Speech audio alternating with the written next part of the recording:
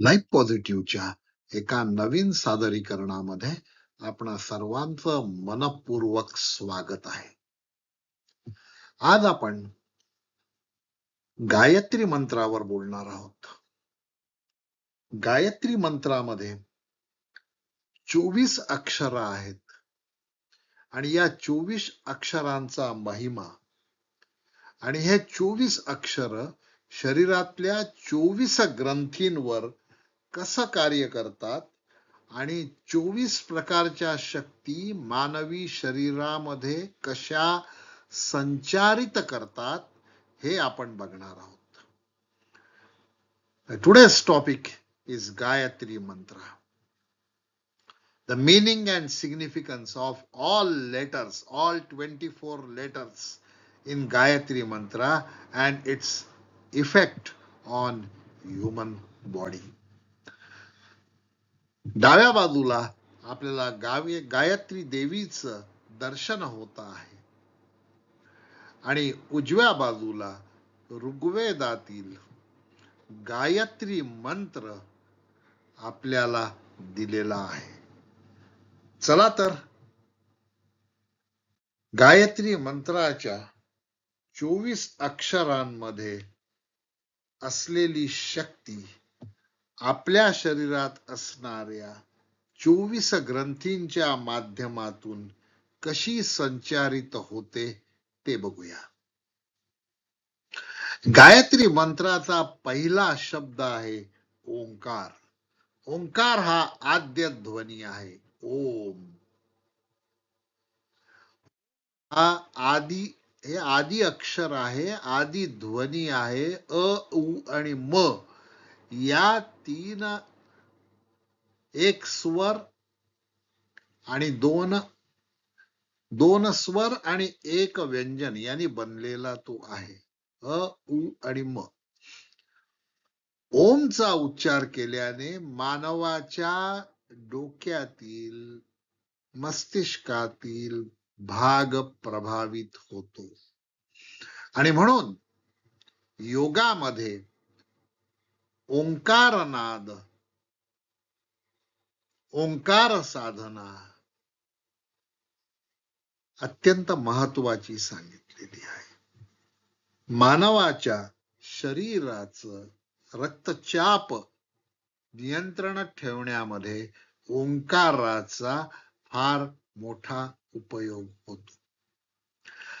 आता गायत्री मंत्रातील दुसरं अक्षर आहे भू. या अक्षराच्या उच्चाराने उजव्या डोळ्यावरील 4 बोटांचा कपाळाचा भाग जागृत होतो.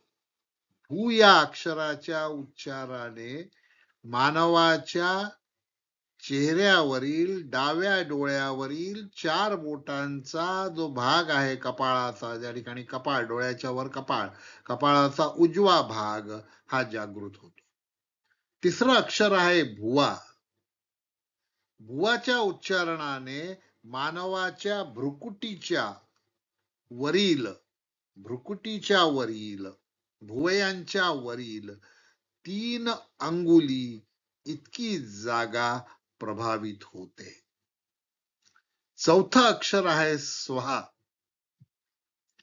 या अक्षराच्या उच्चारणाने डाव्या डोळ्यावरील 4 बोटांचा कपाळाचा भाग हा जागृत होतो. 5वं अक्षर आहे तत्. तत्च्या उच्चारणाने मनुष्याच्या शरीरामध्ये जे अष्टचक्र आहे त्यातील एक आज्ञाचक्र आहे.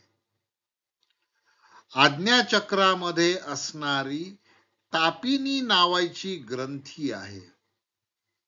या तापिनी नावाच्या ग्रंथीमधली सुप्त साफल्य शक्ती जागृत होते.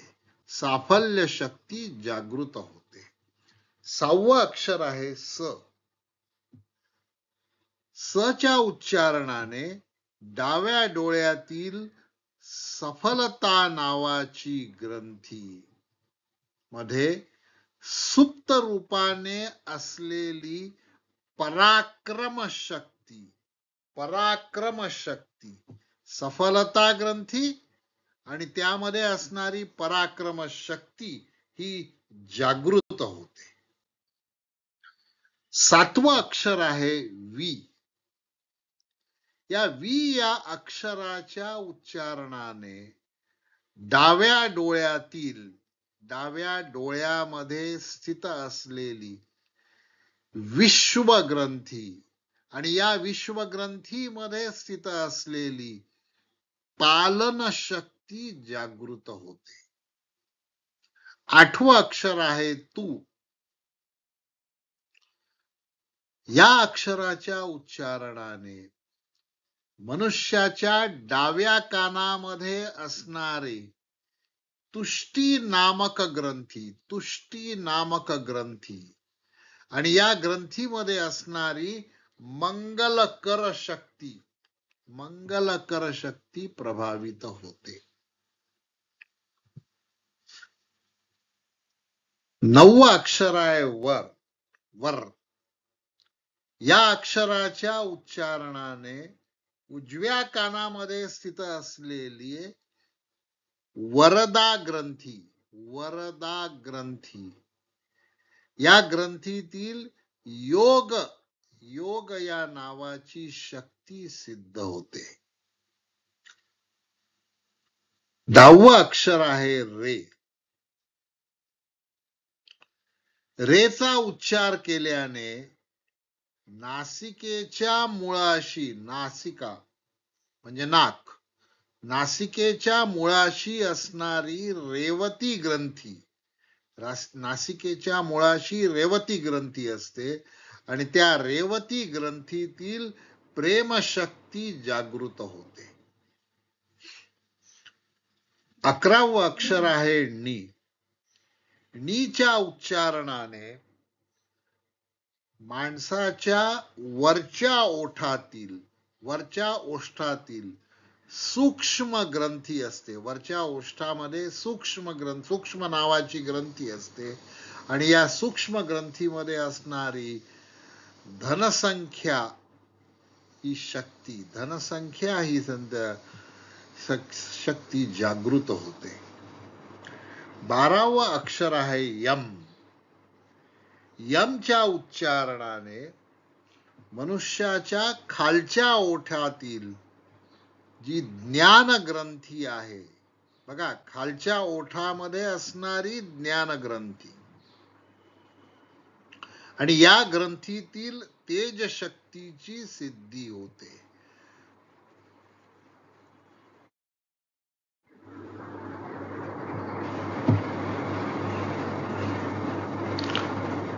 तेरावा अक्षर हे जोडाक्षर आहे भर, त्यातला भरगो मधला भर. या अक्षर समूहाच्या उच्चारणाने कंठामध्ये, मानवाच्या कंठामध्ये ज्या ठिकाणावरून आवाज बाहेर निघतो त्या कंठामध्ये असलेल्या भगग्रंथी, कंठामध्ये भगग्रंथी असते आणि या भगग्रंथीतील रक्षणाशक्ती जागृत होते. 14वं अक्षर आहे गो. गोचा उच्चार केल्याने कंठकुपामध्ये असलेल्या गोमती नावाची, कंठकुपामध्ये असणारी गोमती ग्रंथी आणि या गोमती ग्रंथीमध्ये बुद्धिशक्ती असते. या बुद्धिशक्तीची सिद्धी प्राप्त होते. 15वं अक्षर आहे दे. देच्या उच्चारणाने मानवाच्या छातीतील डाव्या वरच्या भागामध्ये असणारी देविका नावाची ग्रंथी आणि त्या ग्रंथीमध्ये असणारी दमन शक्ती प्रभावित होते. व हे पुढचं अक्षर आहे. वचा उच्चार मानवाच्या छातीच्या उजव्या भागामध्ये, वरच्या भागात, छातीचा उजवा भाग त्याच्या वरच्या भागात असणाऱ्या वराही ग्रंथीमधील निष्ठा शक्तीची सिद्धी होते. पुढचं अक्षर आहे स्व. स्व हे जोडाक्षर आहे. स्वच्या उच्चारणाने पोटाचा जो वरचा भाग आहे, ज्याच्या ठिकाणी बरगड्या असतात, आपल्या ज्या ठिकाणी बरगड्या जुळतात त्या ठिकाणी असलेली सिंहिणी नावाची ग्रंथी आणि या ग्रंथीमध्ये असणारी धारणा शक्ती प्रभावित होते. पुढचं अक्षर आहे धी. धीच्या उच्चारणाने मानवाच्या यकृतात असलेल्या ध्यान ग्रंथीतील प्राणशक्ती सिद्ध होते. पुढील अक्षर आहे म. म या अक्षराच्या उच्चारणाने मानवाच्या प्लीहामध्ये असलेल्या मर्यादा ग्रंथीतील संयम शक्ती जागृत होते. पुढचं अक्षर आहे ही. हीच्या उच्चारणाने आपल्या नाभीमधील, मानवाची बेंबी, त्या नाभीमधील स्फुटग्रंथी असते, बेंबीमध्ये स्फुटग्रंथी असते आणि त्या स्फुटग्रंथीतील तपोशक्ती सिद्ध होते. पुढचं अक्षर आहे धी. धीच्या उच्चारणाने मानवाच्या पाठीचा जो कडा आहे त्याच्या खालच्या भागामध्ये मेधा शक्ती असते, मेधा ग्रंथी असते आणि या मेधा ग्रंथीमध्ये दूरदर्शिता शक्तीची सिद्धी होते. पुढचं अक्षर आहे म. म च्या उच्चारणाने आपल्या प्लीहामध्ये असणाऱ्या मर्यादा ग्रंथीतील संयम शक्तीची जागृती होते. मचं कार्य वरती पण 19 क्रमांकाला आलेला आहे आणि ते 22 क्रमांकालाही म हा शब्द आलेला आहे आणि दोन्हीचं कार्य एकच आहे. पुढचं अक्षर आहे ही. हीच्या उच्चारणाने आपल्या नाभीमध्ये असणारी स्फुटग्रंथी आणि त्यातील तपोशक्ती सिद्ध होते. ही हा शब्द 20व्या क्रमांकावरही आलेला आहे आणि 23वाही क्रमांकावर आलेला आहे. हे सुज्ञ दर्शकांच्या लक्षात येईल. पुढचं अक्षर आहे धी. धीच्या उच्चारणाने पाठीच्या मागचा जो कणा आहे त्याच्या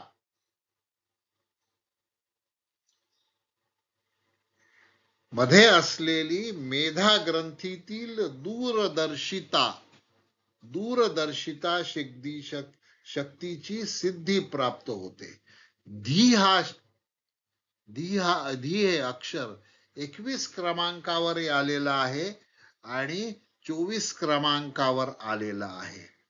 याच्यावरून तुम्हाला हे लक्षात येईल की गायत्री मंत्रामध्ये काही विशिष्ट अक्षर याची द्विरुक्ती होते आहे. पुढचं अक्षर आहे यो. योच्या उच्चारणाने मानवाच्या डाव्या भुजेमध्ये असलेली योगमाया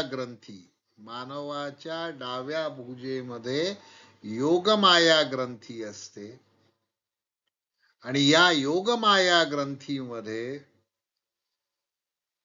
जी शक्ती असते, अंतर्निहित शक्ती असते, ती जागृत होते. पुढचं अक्षरही यो आहे आणि यो हा अक्षर एका बाजूला डाव्या भुजेमधलं योगमाया ग्रंथीबद्दल बोलत आहे, तर दुसऱ्या बाजूला ते उजव्या भुजेमध्ये असणाऱ्या योगिनी ग्रंथीतील उत्पादन शक्ती जागृत करते.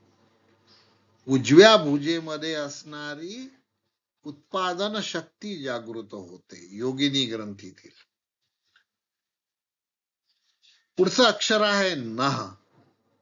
नहच्या उच्चारणाने मानवाचा उजवा कोपरा मध्ये असणारी, उजव्या कोपऱ्यामध्ये असणारी हाताचा जॉइंट धारिणी, जी धारिणी ग्रंथी असते, त्या ग्रंथीतील सरसता शक्तीची सिद्धी होते. धारिणी ग्रंथीतील सरसता शक्तीची सिद्धी होते. पुढचं अक्षर आहे प्र. प्र या अक्षराच्या उच्चारणाने डाव्या कोपरामध्ये, डाव्या हाताचा जॉइंट प्रभव नावाची ग्रंथी असते आणि त्या ग्रंथीमधली आदर्श शक्तीची जागृती होते.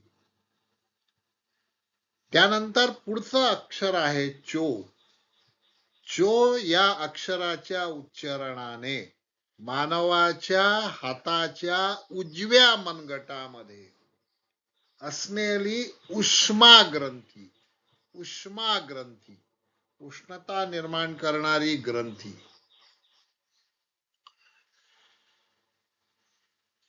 आणि या ग्रंथीमधली साहस नावाची सिद्ध होते.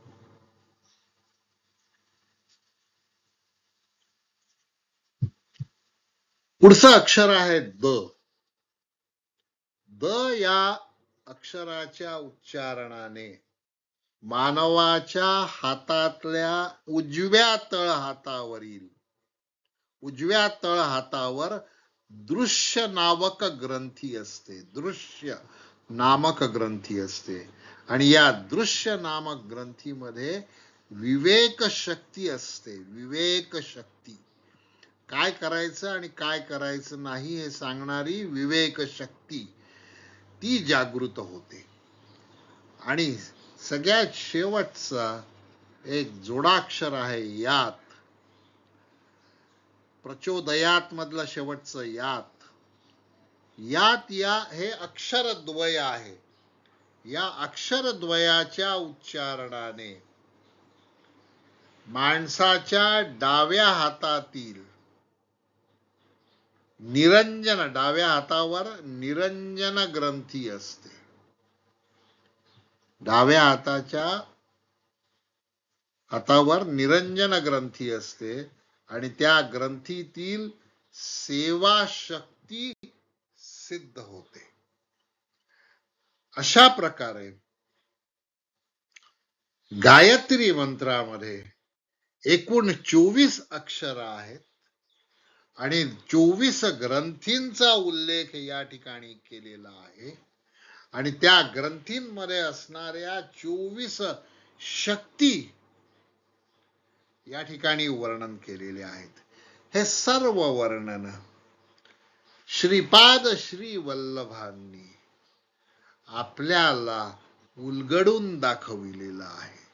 गुरु तोच जो मंत्राच्या अंतर्निहित असणाऱ्या शक्तीचा साधकाला बोध करून देतो, तो सद्गुरु होय, तो गुरु होय, तो विश्वगुरु होय. आणि म्हणून श्रीपाद श्री वल्लभांच्या दिव्य दृष्टीला दृगोचर झालेल्या गायत्री मंत्रातील 24 अक्षरे आणि या 24 अक्षरातल्या मानवी शरीरात वसणाऱ्या 24 ग्रंथी आणि त्या ग्रंथींच्या आतमध्ये असणाऱ्या 24 शक्तींचा आपण एक प्रवास बघण्याचा प्रयत्न केलेला आहे. हा व्हिडिओ आपल्याला कसा वाटला तो कॉमेंट मध्ये नक्की या. चॅनलला सबस्क्राईब केलं नसेल तर चॅनलला सबस्क्राईब करा. धन्यवाद.